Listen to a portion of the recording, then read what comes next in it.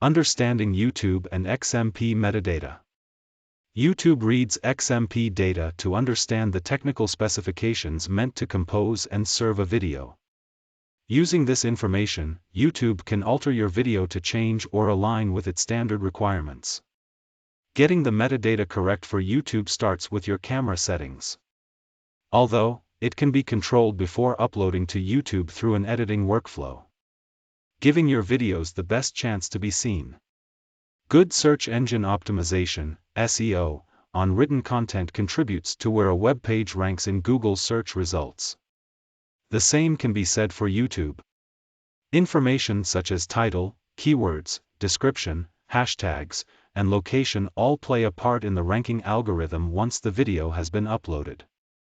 These attributes don't relate to camera settings, although they certainly have much to do with how a video surfaces in someone's YouTube search results.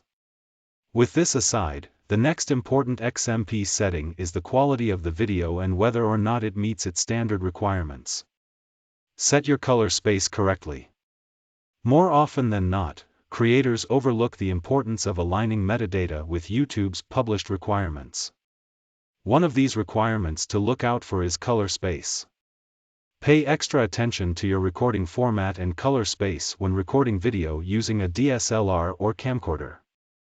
Many default settings in DSLRs can have dire consequences on how your video processes on YouTube upon upload. It can also potentially have an impact on how it may be served via the algorithm. The best practice should involve using the same color space in camera and the editing workspace. To obtain the best output quality, you should be recording in a compressed RAW or logarithmic, color space. Compressed RAW is typically available on higher-end camcorders, whereas a log color space is more commonly used for DSLRs. The advantage of log over compressed RAW is further compression, which saves space.